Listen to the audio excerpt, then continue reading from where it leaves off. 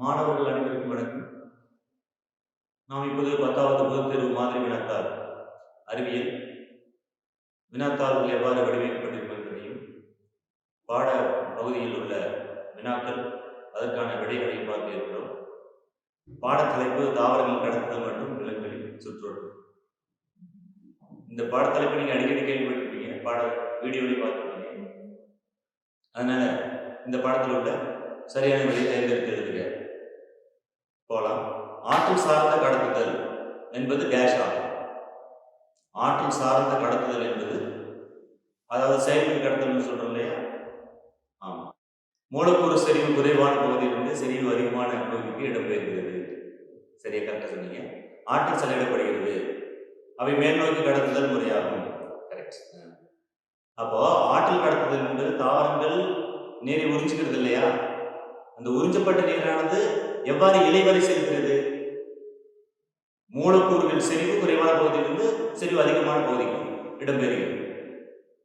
அதாவது ஆஸ்மாசிஸ் வச்சுங்களேன். ஆஸ்மாசிஸ் என்ன பண்ணாங்க? நீர் மூலக்கூறுகளுடைய செறிவு அதிகமான இடத்திலிருந்து நீர் மூலக்கூறுகள் செறிவு குறைவான இடத்திற்கு செல்கிறது. அதுக்கு என்ன தேவை? ஆற்றல் தேவை. அங்கே என்ன இருக்குது?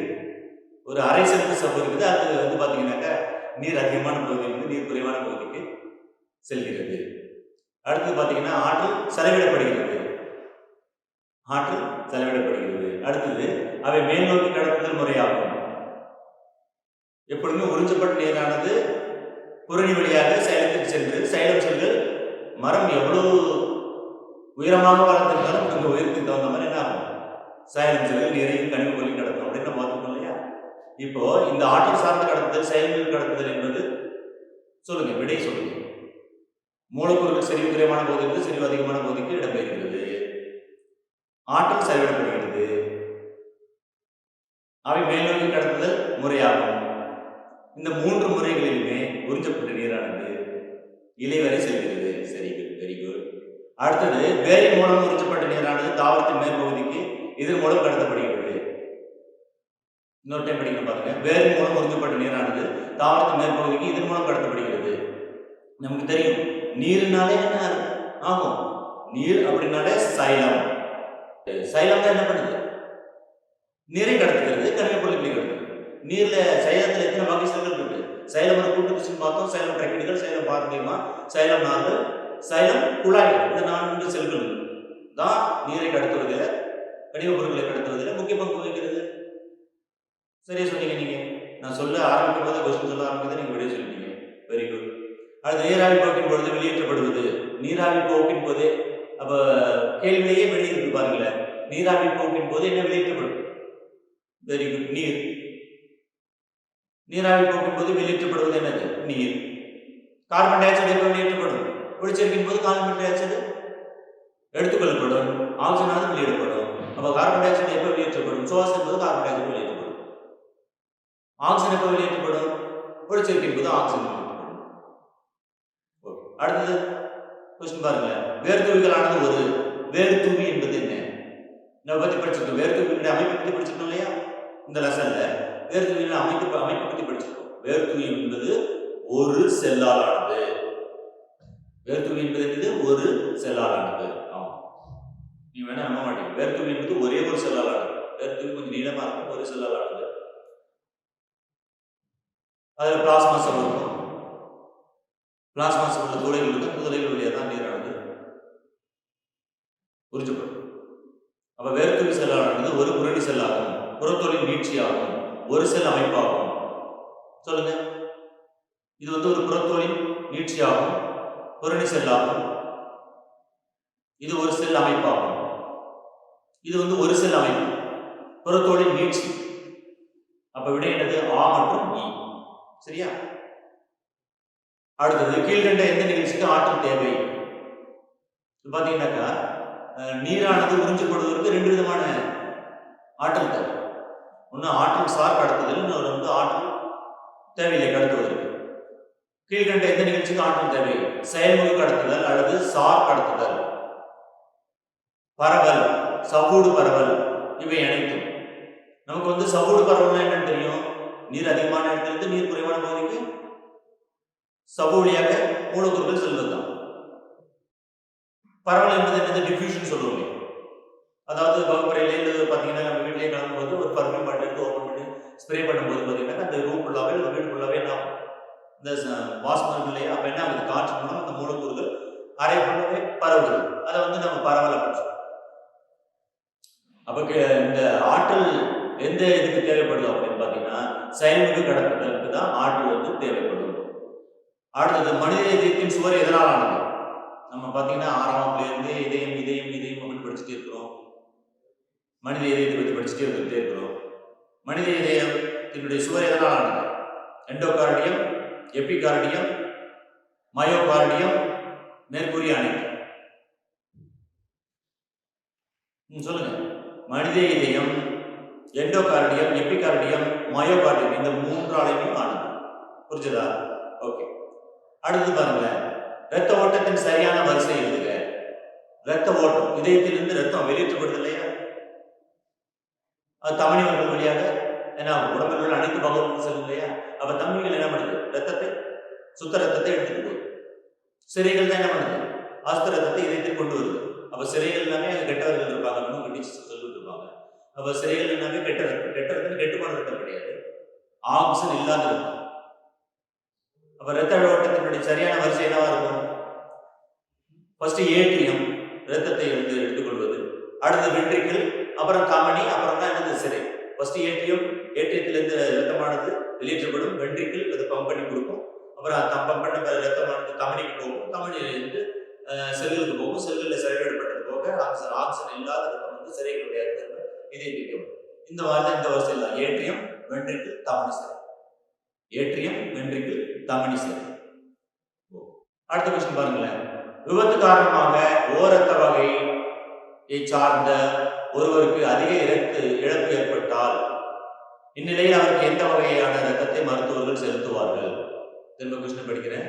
விபத்து காரணமாக ரத்த வகையை சார்ந்த ஒருவருக்கு அதிக இரத்த இழப்பு ஏற்படுகிறது. இந்நிலையில் அவருக்கு எந்த வகை இரத்தத்தை மருத்துவர்கள் செலுத்துவார்கள்? சொல்லுங்க பார்க்கலாம். ரத்த வகையுடையவர்களுக்கு என்ன இருக்கும்? வகை ரத்தத்தை நம்ம செலுத்த முடியும். சரியா? ஓகே. அடுத்தது இதயத்தின் இதயம் என்று அழைக்கப்படுவது எது? இதயத்தின் இதயம் என்று அழைக்கப்படுவது எது? யோசிங்க. ஆப்ஷன் படிச்சு பாருங்க. எஸ்ஏ கணு, ஏபி கணு, பர்கின்சி இழைகள், ஹிஸ் கற்றை. இதயத்தின் இதயம் என்று அழைக்கப்படுவது வெரி குட், எஸ்ஏ கணு. சரியா? அடுத்த கொஸ்டின் பார்ப்போம். பின்வருவனவற்றில் இரத்தத்தின் இயல்பு தொடர்பாக சரியானது எது? இரத்தத்தினுடைய இயல்பு என்ன? பிளாஸ்மா, ரத்தம், லிம்போசைட் இது மட்டும் இருக்குமா? சீரம், ரத்தம், ஃபைப்ரினோஜனா, இல்ல நிணநீர், பிளாஸ்மா, ஆர்பிசி, டபிள்யூபிசி இருக்குமா? ரத்தம், பிளாஸ்மா, ஆர்பிசி, டபிள்யூபிசி, ரத்த தட்டுகள் இது இருக்குமா? ஆப்ஷன் பாருங்க.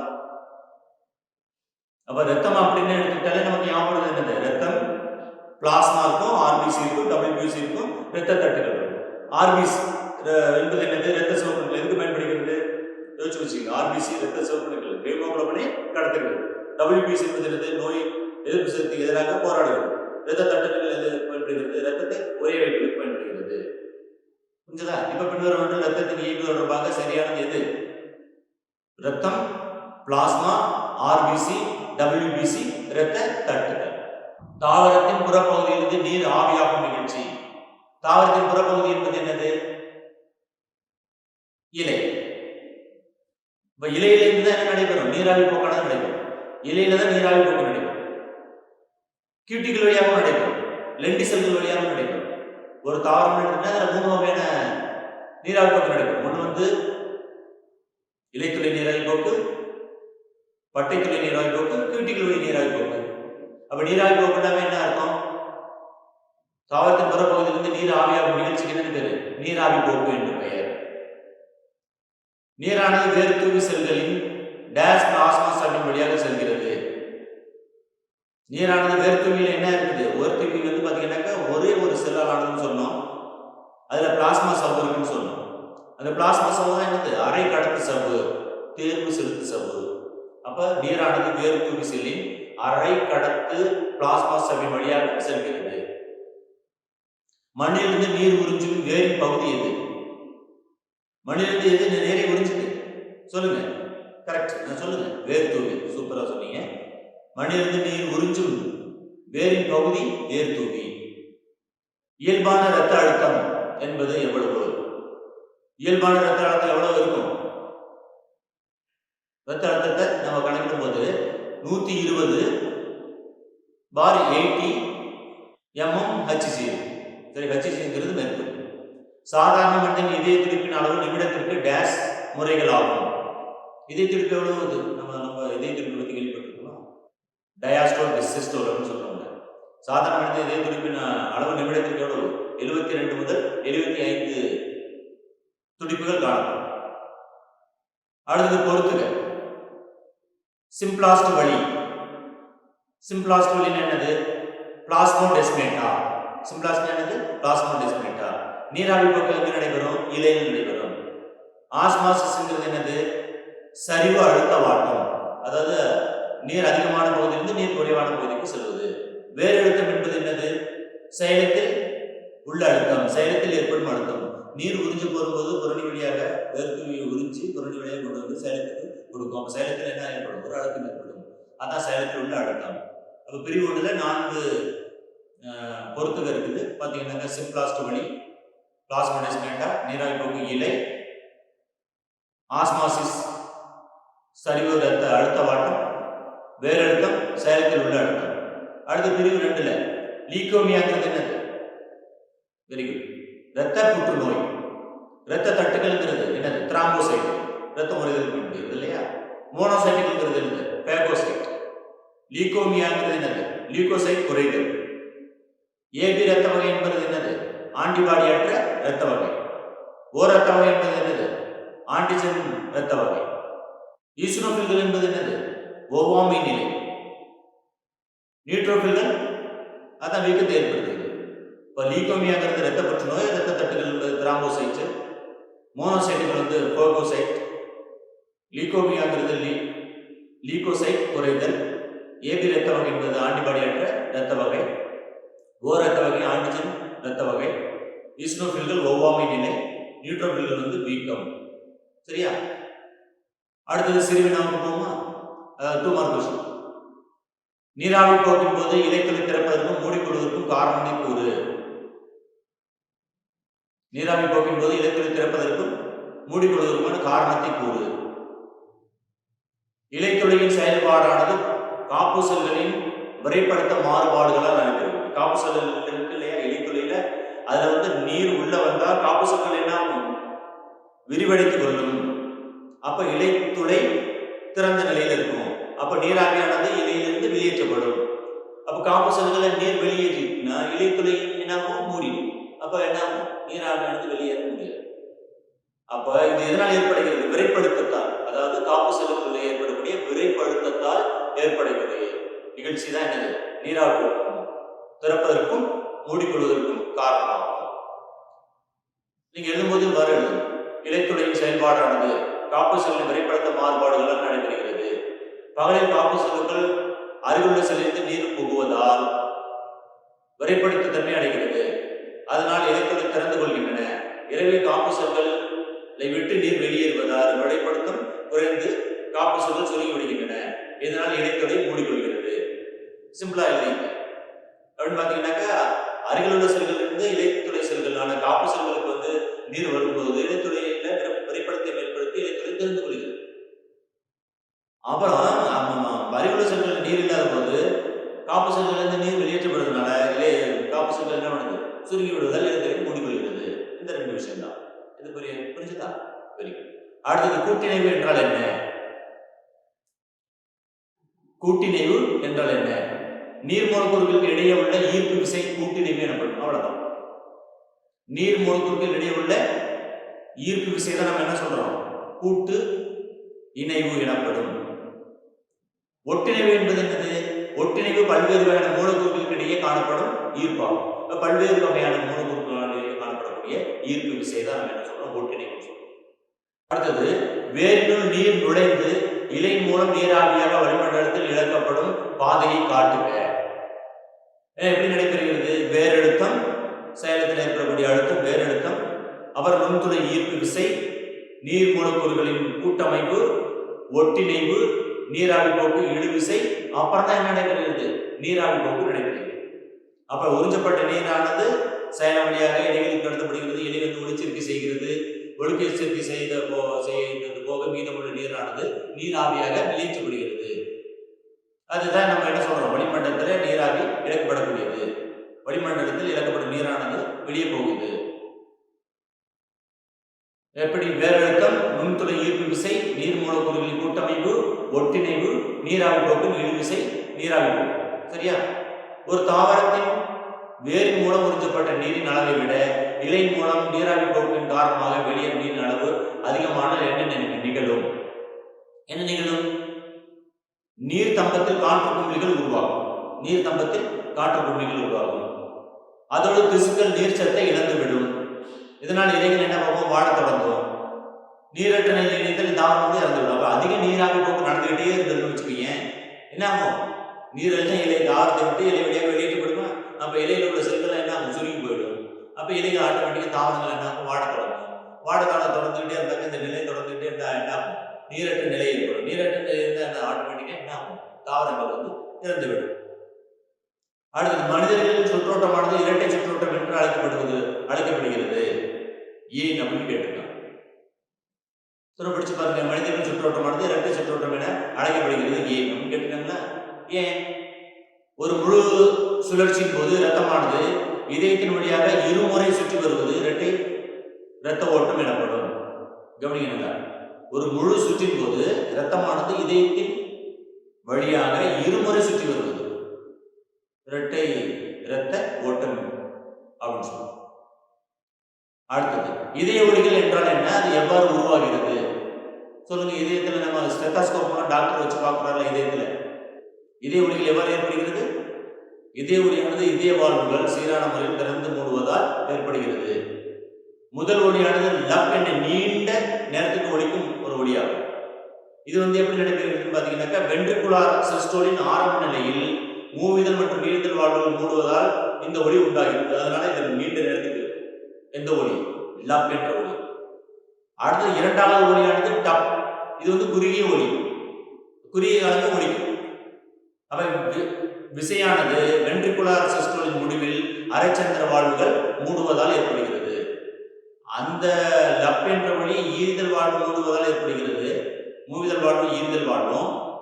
இதுல வந்து பாத்தீங்கன்னாக்கா டப் என்ற ஒலி வந்து பாத்தீங்கன்னாக்கா வென்ட்ரிகுலார் சிஸ்டோலின் முடிவில் அரைச்சந்திர வாழ்வுகள் மூடுவதால் ஏற்படுகிறது. நல்லா ஞாபகம். சரியா? இதய ஒலிகள் என்றால் என்ன, அது எவ்வாறு உருவாகின்றன பார்த்தோம். அடுத்தது, இதய வாழ்வுகள் முக்கியத்துவம் என்ன? ஏன் இதயத்துல வாழ்வுகள் இருக்குது? வாழ்வுகள் எல்லாம் இருந்தா என்ன நடக்கும்? வாழ்வுகள் இருக்கிறதுனாலதான். வாழ்வுகள் என்பது எதனாலானது? இதய வாழ்வுகள் இதய தசையாலானது. இதய வாழ்வுகள் தசையாலான சிறு மடிப்புகள் ஆகும். இவை இரத்த ஓட்டத்தை ஒழுங்குபடுத்துவதற்கு உதவுகிறது. எதுக்கு உதவுகிறது? இரத்த ஓட்டத்தை ஒழுங்குபடுத்த உதவுகிறது. இரத்தமானது ஒரே திசையில் செல்வதையும் மற்றும் பின்னோக்கி செல்வதையும் தடுக்கவும் இது உதவுகிறது. ஒரே திசையில் செஞ்சுட்டு இருந்தாலும் சரியா வராது. அப்புறம் பின்னோக்கி ஒரே திசையில் செஞ்சிருந்தாலும் சரியா வராது. அதை ஒழுங்குபடுத்துவது இது இதய வாழ்வுகள். அடுத்தது பார்த்தீங்கன்னாக்கா, RH காரணி கண்டறிந்தவர் யார்? அது ஏன் அவ்வாறு அழைக்கப்படுகிறது? RH காரணிகள் கேள்விப்பட்டீங்களா? RH காரணிகள் சார்புடைய ஒரு வீடியோல பார்த்தீங்களா? RH காரணி கண்டறிந்தவர் யார்? அது ஏன் எவ்வாறு அழைக்கப்படுகிறது? 1940ஆம் ஆண்டு லேண்டஸ்டைனர் மற்றும் வியனர் ஆகியோரால் ரீசஸ் இன குரங்கு இரத்தத்திலிருந்து RH காரணியை கண்டறிந்தனர். எப்போ? 1940ஆம் ஆண்டு தான் லேண்டஸ்டைனர் மற்றும் வியனர் ஆகியோர் எந்த மங்கில ரீசஸ் இன குரங்கு இரத்தத்திலிருந்து இந்த RH காரணி என்ன பண்றாங்க, கண்டுபிடிச்சிருக்காங்க. சரியா? அடுத்து, சைனோ ஆரிக்குலார் கணு பேஸ்மேக்கர் என்று அழைக்கப்படுகிறது. சைனோ ஆரிக்குலார் கணு பேஸ்மேக்கர் என்று ஏன் அழைக்கப்படுகிறது? பேஸ்மேக்கர் சொல்லிருப்பாங்கல்ல, இதய துடிப்பை வந்து தூண்டுவதற்காக நம்ம பேஸ்மேக்கர் பொறுத்துறாங்க அப்படின்னு சொல்லிட்டு. இது வந்து இதய துடிப்பிற்கான மின் தூண்டலை தோற்று. அப்ப இதயம் துடிக்கணும் அப்படின்னா அங்க என்ன நடைபெறுகிறது? இந்த பேஸ்மேக்கர் அப்படின்னு சொல்றோம் இல்லையா, இதயத்துல அது வந்து மின் தூண்டலை உண்டாகிறது. அதனாலதான் வந்து பாத்தீங்கன்னா இதயம் நமக்கு சுருங்கி விரிஞ்சுக்கிட்டே இருக்கிறதுனால ரத்தம் வந்து வெளியே நோக்கியும் ரத்தம் வந்து உள்ளே வந்துட்டே இருக்கிறதுனால ரத்த இதயம் செயல்பட்டு கொண்டே இருக்கிறது. அப்ப அந்த பேஸ்மேக்கர் என்பது என்ன பண்ணுது? இதயத்தை வந்து துடிக்க வைக்கிறது. அப்ப இது இதய துடிப்புக்கான மின் தூண்டலை தோற்றுவிக்கிறது. இதய செயல்களின் சுருக்கத்தை தூண்டுகிறது. இதய தசைகளின் சுருக்கத்தை தூண்டுது. அதனால இதயம் வந்து என்ன பண்ணுது? சுருங்கி விரிஞ்சு கொண்டே இருக்கு. அதனால ரத்தம் வந்து வெளி நோக்கி போகுது, தேவைக்கு போகுது. ரத்தம் வந்து இதயத்துக்குள்ள வருது. சரியா? அடுத்தது இதய சுழற்சி நிகழ்வானது 0.8 வினாடிகள் நிறைவடைகிறதெனில் ஒவ்வொரு நிகழ்வின் கால அளவை குறிப்பிடுக. திரும்ப கொஸ்டின் படிக்கிறேன். இதய சுழற்சி நிகழ்வானது 0.8 வினாடிகளில் நிறைவடைகிறது. அப்ப இதய சுழற்சி என்பது எத்தனை வினாடிகள் நிறைவடைகிறது கேட்டா என்ன பண்ணுவீங்க? 0.8 வினாடிகளில் நிறைவடைகிறது. ஒவ்வொரு நிகழ்வின் கால அளவை குறிப்பிடுக. கால அளவை பார்க்குமா? ஏரியல் சிஸ்டோல் எத்தனை வினாடி? ஆரிக்கல்கள் சுருக்கம் காரணமாக 0.1 வினாடி. வென்ட்ரிகுலர் சிஸ்டோல் வென்ட்ரிகுல் சுருக்கம் 0.3 வினாடி. 0.3 வினாடி. வென்ட்ரிகுலர் டயஸ்டோல் வென்ட்ரிக்கிள்கள் விரிவடைவதால் 0.4 வினாடி. திரும்ப படிக்கிறேன். ஏரியல் சிஸ்டோல் இது வந்து ஆரிக்கலோட சுருக்கம் 0.1 வினாடி. வென்ட்ரிகுலர் சிஸ்டோல் வென்ட்ரிகுல் சுருக்கம் 0.3 வினாடி. அப்புறம் வென்ட்ரிகுலர் டயஸ்டோல் என்னது? வென்ட்ரிக்கிள்கள் விரிவடைதல் எவ்வளவு? 0.4 வினாடிகள். அப்ப 4 3 7 1 8 வினாடிகள்.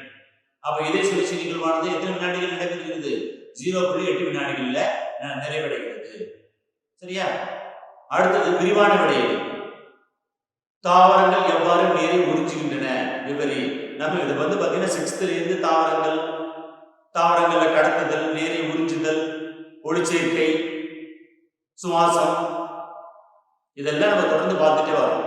இது உங்களுக்கு தெரிஞ்ச ஒரு விஷயம் தான். தாவரங்கள் எவ்வாறு நீரை உறிஞ்சுகிறது விவரி. தாவரங்கள் எவ்வாறு நீரை உறிஞ்சுகிறது? தாவரங்கள் மண்ணில் வேற நிலையில் இருக்கின்றன. வேர்ல வந்து வேர்த்துளிகள் இருக்கு.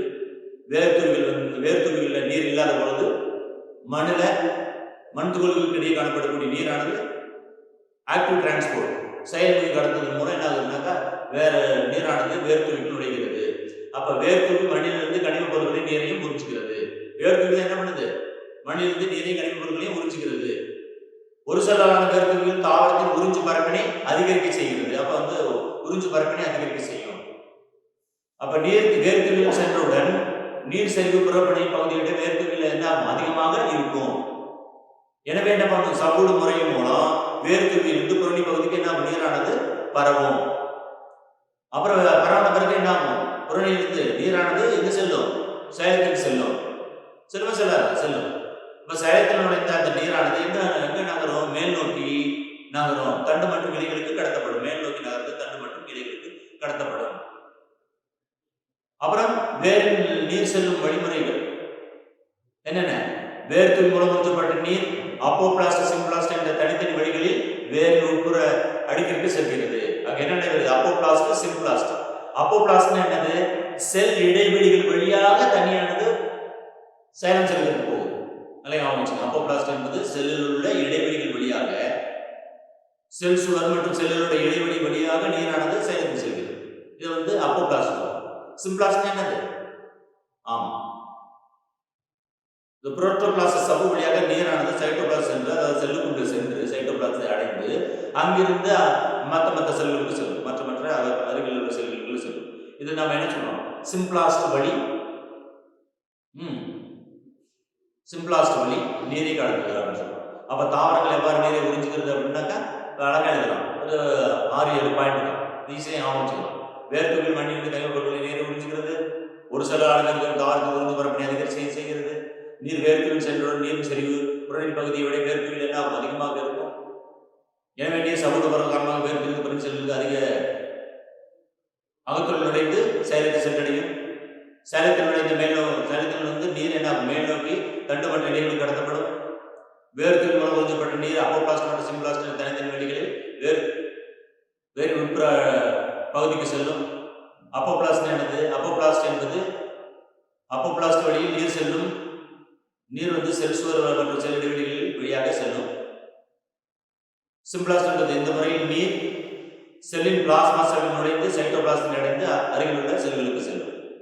இது ஈஸியாக ஞாபகம். அடுத்து ரத்தத்தின் பணிகளை பட்டியலிடுக. ஆமா. இதுவும் வந்து பாத்தீங்கன்னாக்கா நம்ம 8வதுல படிச்சிருக்கோம். ரத்தத்தினுடைய பணிகள். ரத்தத்துல என்ன இருக்கு? இப்ப ஒரு நிமிடம் வச்சு கூட சொன்னேன். ஆர்பிசி இருக்கு, டபிள்யூபிசி இருக்கு, ரத்த பிளாஸ்மா இருக்கு, ரத்த தட்டுகள் இருக்கு அப்படின்னு சொன்னேன். ஆர்பிசி என்ன பண்ணுது? ரத்த சிவப்பணுக்கள். ஆக்சிஜனை கடத்துறதுன்னு சொன்னேன்ல, ரத்த சிவப்பணுக்கள்ல ஹீமோகுளோபின் இருக்கு. இந்த ஹீமோகுளோபின் தான் என்ன பண்ணுது? ரத்தத்தில் உள்ள ஆக்சிஜனை கடத்துகிறது. அடுத்தது வந்து பாத்தீங்கன்னா டபிள்யூபிசி. டபிள்யூபிசி என்பது எதுக்கு பயன்படுகிறது? சரியா சொன்னீங்க. நோய் எதிர்ப்பாற்றலை அழைக்கிறது. அப்புறம் ரத்த தட்டுகள். ரத்தம் உறைதலில் பங்கு கொள்கிறது. பார்த்தோமா இல்லையா? இதுதான் ரத்தத்தினுடைய பணி. ரத்தத்தின் பணிகளை பட்டியலிடுக. என்ன பண்ணுது? ரத்தம் வந்து சுவாச வாயுக்கள் எடுத்து செல்கிறது. அதாவது ஆக்சிஜனை, கார்பன் டை ஆக்சைடு. ஆக்சிஜன் எடுத்துட்டு எல்லா செல்களுக்கும் கொடுக்குது. எல்லா செல்களும் வேலை செய்த பிறகு கிடைக்கக்கூடிய இந்த கார்பன் டை ஆக்சைடு இருக்கு இல்லையா? அதெல்லாம் எடுத்துட்டு வந்து திரும்ப எங்க நுரையீரல் கொடுத்து நுரையீரல் இருந்து கார்பன் டை ஆக்சைடு வெளியேறுது. இதுதான் நம்ம சொல்றோம். என்ன சொல்றோம்? சுவாசம் சொல்றோம். செரிமானம் நடந்த பொருட்களை அனைத்தையும் எங்கெல்லாம் தேவையோ அங்கெல்லாம் வந்து உணவை செரிமானம் நடந்த உணவை ரத்தம் தான் எடுத்து செல்லுது. நோய் தாக்கத்திலிருந்து உடலை பாதுகாக்கிறது. உடல் வெப்பநிலை மற்றும் pH நிலையை ஒழுங்குபடுத்துகிறது. ஆமா, உடல் வெப்பநிலை எவ்வளவு? சொன்னீங்க 98.6 டிகிரி ஃபாரன்ஹீட் இருக்கு இல்லையா? அதான் உடல் வெப்பநிலையை வந்து சீராக வைத்துக் கொள்கிறது. pH அளவை ஒழுங்குபடுத்துகிறது. தாங்கு ஊடகமாக செயல்படுகிறது. அவரது உடல் நீர் சமநிலையை இதான் பாதுகாக்கிறது. ரத்தம் தான் உடல் நீர் சமநிலையை பாதுகாக்கிறது, பராமரிக்கிறது. சரியா? சோ இந்த மாதிரி வந்து பாத்தீங்கன்னா தாவரங்கள்ல விரிவான விடைகளை 5 கொடுத்துருக்காங்க. அதில் நம்ம இப்ப 2 பார்த்துக்கணும். தாவரங்கள் எவ்வாறு நீரை உறிஞ்சுகிறது விவரி. நீராவி போக்கு என்றால் என்னது? நீர் வந்து இலையில ஆவியா மாறி இலைத்துளை வழியாக வளிமண்டலம் சென்றடைவதை நம்ம என்ன சொல்றோம்? நீராவி போக்குன்னு சொல்றோம். நீராவி போக்கின் முக்கியத்துவம் என்ன? ஆமா, நீராவி போக்கின் காரணமாக தான் என்ன வரும்? நீரானது மண்ணிலிருந்து உறிஞ்சப்படும் வேர்த்துகளின் மூலம் உறிஞ்சப்பட்ட நீர் தான் செயலத்திலிருந்து இலைகளுக்கு போகும். இந்த மாதிரி தொடர்ச்சியா நடைபெறும். அப்புறம் எல்லா செல்களுக்கும் நீரானது கிடைக்கப்படும். அப்பதான் என்ன ஆகும்? மழை தொட்டுக்கும். அடுத்தது நீராவி போக்கு என்றால் என்னன்னு பார்த்தோமா? திரும்ப சொல்லுங்க. நீராவி போக்கு என்றால் என்ன? அதிகப்படியான நீரானது இலையில் உள்ள அதிகப்படியான நீரானது சூரிய ஒளியின் காரணமாக ஆவியாக மாறி இலைத்துளை வழியாக இலையை விட்டு வெளியேறுவது என்னது? நீராவி போக்கு. நீராவி போக்கு முக்கியத்துவம் என்ன? திரும்ப சொல்லுங்க. நீராவி போக்கு காரணமாக நீரானது என்ன பண்ணுது? ஆமா, தொடர்ந்து உறிஞ்சப்பட்டுக் கொண்டே இருக்கிறது. உறிஞ்சப்பட்ட நீரானது இலைகளுடைய எல்லா செல்களுக்கும் சென்று அடைகிறது. ஸோ இதெல்லாம் நீங்க மனசுல வச்சுட்டு நம்ம இதுவரை டிஸ்கஸ் பண்ண எல்லா வினாக்களையும் வந்து படித்து சரியா விடை எழுதி அதிக மதிப்பெண்கள் இருக்குமாறு கேட்டு